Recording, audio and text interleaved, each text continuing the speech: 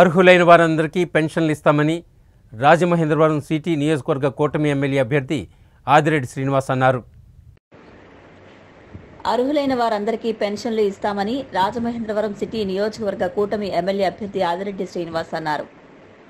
TDP, Janasena, BJP కూటమి అధికారంలోకి వచ్చిన తర్వాత నారా చంద్రబాబు నాయుడు ముఖ్యమంత్రి హోదాలో అర్హులైన వారందరికీ ఆంక్షలు లేని సంక్షేమ పథకాలు అమలు చేస్తామని రాజమహేంద్రవరం సిటీ నియోజకవర్గ కూటమి ఎమ్మెల్యే అభ్యర్థి Adireddy Srinivas, Janasena party Rajahmundry city in-charge అతి సత్యనారాయణ అన్నారు. స్థానిక 48వ డివిజన్లో క్లస్టర్ ఇన్ఛార్జీలు కొయ్యల రమణ, మొకమాడి సత్యనారాయణల పర్యవేక్షణలో స్థానిక టీడీపీ నాయకులు అజ్జరపు రమేష్, కానేటి ప్రభుదాస్, కానేటి కృపామణి తదితరుల ఆధ్వర్యంలో ఇంటింటి ప్రచారం నిర్వహించారు. ఇంటింటికి వెళ్లి సైకిల్ గుర్తుపై ఓట్లు వేసి రాజమండ్రి సిటీ ఎమ్మెల్యే అభ్యర్థిగా పోటీ చేస్తున్న తనను, కమలం గుర్తుపై ఓట్లు వేసి ఎంపీగా పోటీ చేస్తున్న దగ్గుబాటి పురంధరేశ్వరిని గెలిపించాలని కోరారు. ఈ సందర్భంగా వారు మాట్లాడుతూ జగన్ పాలన మాదిరిగా కాకుండా చంద్రబాబు పాలనలో ప్రతి ఒక్కరికి సంక్షేమ పథకాలు సక్రమంగా అందుతాయన్నారు. అర్హులైన వారందరికీ పెన్షన్లు అందిస్తామన్నారు. విపరీతంగా పెంచేసిన విద్యుత్ ఛార్జీలు, వివిధ రకాల పన్నులను తగ్గించి సామాన్యులకు ఊరట కలిగించడం జరుగుతుందన్నారు. చెత్తపై వేసిన పన్నును రద్దు చేయడం జరుగుతుందన్నారు. కేంద్రంలో మళ్లీ బీజేపీయే అధికారంలోకి వస్తుందని, దానికోసం రాజమండ్రి పార్లమెంట్ అభ్యర్థిగా పోటీ చేస్తున్న దగ్గుబాటి పురంధరేశ్వరిని కమలం గుర్తుపై ఓట్లు వేసి గెలిపించాలని కోరారు. అలా చేయడం వల్ల మన రాజమహేంద్రవరంలో జరిగే పుష్కరాలకు అధిక శాతంలో నిధులు మంజూరు చేయించుకుని పుష్కరాలను వైభవంగా చేసుకునేందుకు అవకాశం ఉంటుందన్నారు. కాగా ఎన్నికల నేపథ్యంలో తాము నిర్వహిస్తున్న ప్రచారం సందర్భంగా ప్రతి ఇంటికి వెళ్లి ప్రతి ఒక్కరిని కలవడం జరుగుతోందన్నారు. ఈ క్రమంలో జగన్ పాలనలో ఎంత నరకం అనుభవించారో వివరిస్తున్నారన్నారు. ఏపీని దారుణంగా దెబ్బతీసిన వైసీపీని ఎన్నికల్లో ఒక్క సీటు కూడా రాకూడదని వ్యాఖ్యానించారు. 5 ఏళ్ల పాలన మొత్తం చేదు కారంతో జగన్ నింపేశారని ఆగ్రహం వ్యక్తం చేశారు. వచ్చే ఎన్నికల తర్వాత సమాజంలో జగన్కు స్థానం లేకుండా పోతుందని, కూటమి ప్రభుత్వం విజయం సాధిస్తుందని ధీమా వ్యక్తం చేశారు. చరిత్రలో బకాసురుని చూశామని, జగన్ పాలన అంతకు మించి ఉందని మండిపడ్డారు. అధికారంలోకి వచ్చిన తర్వాత ఈ గడ్డపై పుట్టిన ప్రతి ఒక్కరికి మేలు చేస్తామన్నారు. మన ప్రాచీన నగరాన్ని టూరిజం హబ్గా తీర్చిదిద్దుతామన్నారు. నేరాల నియంత్రణకు ప్రత్యేక రక్షణ ఏర్పాట్లు చేస్తామన్నారు. క్రీడాకారుల కోసం మల్టీపర్పస్ స్పోర్ట్స్ కాంప్లెక్స్ నిర్మాణం పూర్తి చేస్తామన్నారు. నిరుద్యోగ యువత కోసం ఉపాధి అవకాశాలు వచ్చేలా చేస్తామన్నారు. ఎన్నికల ముందు ఇచ్చిన హామీలను అమలు చేయడంలో వైసీపీ ప్రభుత్వం పూర్తిగా విఫలమైందని, రానున్న ఎన్నికల్లో ప్రజలు ఓటు అనే ఆయుధంతో వైసీపీకి బుద్ధి చెప్పాలని పిలుపునిచ్చారు. ఈ కార్యక్రమంలో అధిక సంఖ్యలో తెలుగుదేశం పార్టీ నాయకులు, కార్యకర్తలు, అభిమానులు, యువకులు, మహిళలు పాల్గొన్నారు.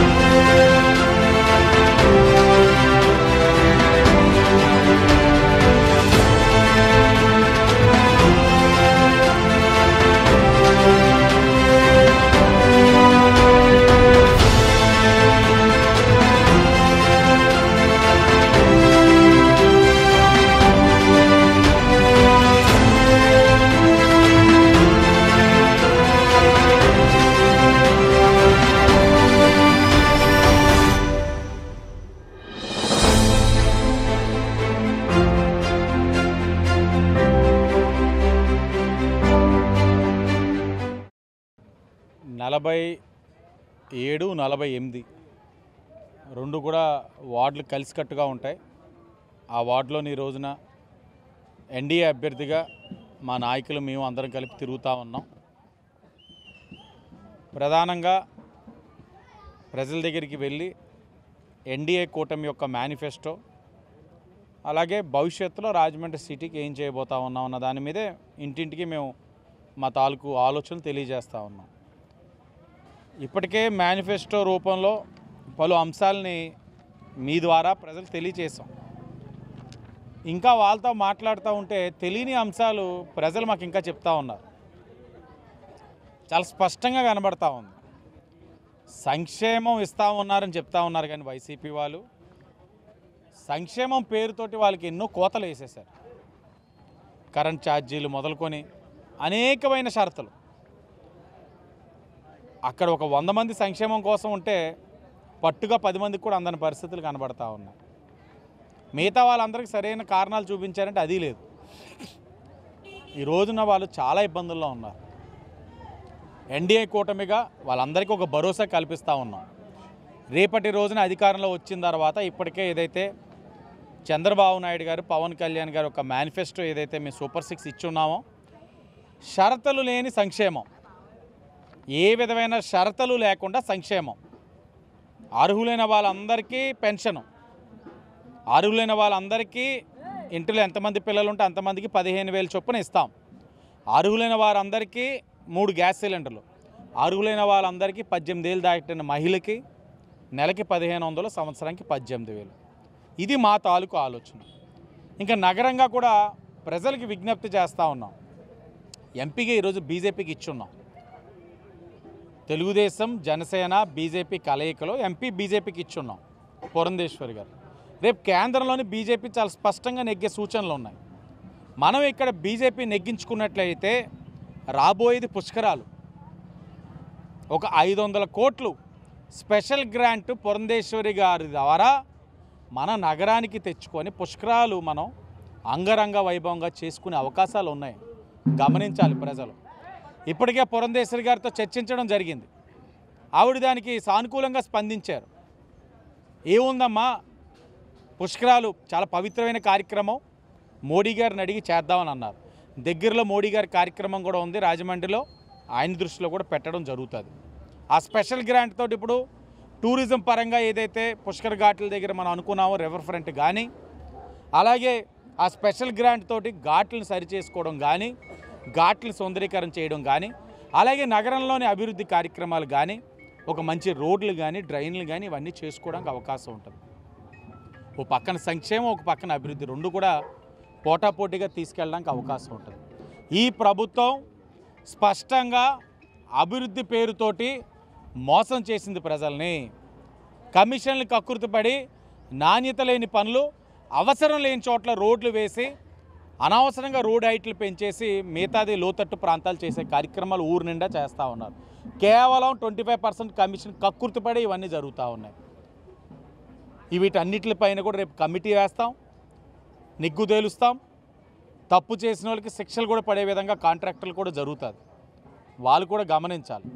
అలాగే మీరు గమనించండి, హ్యావ్లాక్ బ్రిడ్జ్ ఉంది, 5 సంవత్సరాలు కాలయాపన చేశారు వీళ్ళు. ఈ ఎంపీ ఏం పీకాడు? అటెండెన్స్ కూడా సరిగ్గా లేదు పార్లమెంట్లో. పురంధేశ్వరి గారు రేపు గెలిపించండి, తప్పకుండా హ్యావ్లాక్ బ్రిడ్జ్ని మనం అలా తెచ్చుకుంటాం. మురళీమోహన్ గారు పుణ్యమాన అది ఒక ప్రాసెస్, ఒక స్టేజ్ దాకా వెళ్ళింది. అది క్లియర్ చేసి మనం తెచ్చుకుందాం, దాన్ని టూరిజం పాయింట్గా చేసుకుందాం. అలాగే ఫ్లైఓవర్లు కూడా మురళీమోహన్ గారు 5 ఫ్లైఓవర్లు తీసుకొస్తే ఈ ఎంపీ తెలిసి తెలియని మాటల వల్ల ఒక ఫ్లైఓవర్ పరిమితమైంది. అది కూడా మిగతా 4 ఫ్లైఓవర్లు కూడా తీసుకొచ్చి చేసే కార్యక్రమం ఎన్డీఏ కూటమి చేస్తుంది. నగరపరంగా చాలా అభివృద్ధి కార్యక్రమాలు చేసుకోవాలి. వాటన్నిటికి కూడా స్పెషల్ గ్రాంట్ రాష్ట్ర ప్రభుత్వం, కార్పొరేషన్, కేంద్ర ప్రభుత్వం మ్యాచ్ చేసి ప్రజలకి మెరుగైన మౌలిక వసతులు, సంక్షేమం అందించే బాధ్యత మేము తీసుకుంటామని స్పష్టంగా చెప్తా ఉన్నాం. ప్రజలు ఆలోచనతోటి, విఘ్నతతో ఎన్డీఏ కూటమికి రాష్ట్రంలో, కేంద్రంలో కూడా సహకరించి 2 ఓట్లు వేసి ఆశీర్వదించాలని అందరికీ విజ్ఞప్తి చేస్తూ ఉన్నాం.